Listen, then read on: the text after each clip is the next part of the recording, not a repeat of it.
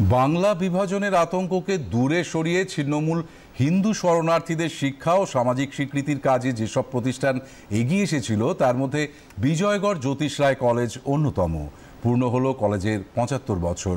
প্রকৃত শিক্ষা যে সমাজ গড়ার একমাত্র অবলম্বন সেটা অনুধাবন করেই বিজয়গড় কলেজের ৭৫ বছরের কর্মকাণ্ডে মিলেছে ন্যাকের এ গ্রেড স্বীকৃতি।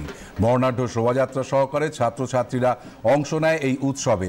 ছিল বিজ্ঞান প্রদর্শনী, পুস্তক মেলা, হস্তশিল্প মেলা, রক্তদান শিবির সহ সাংস্কৃতিক অনুষ্ঠান।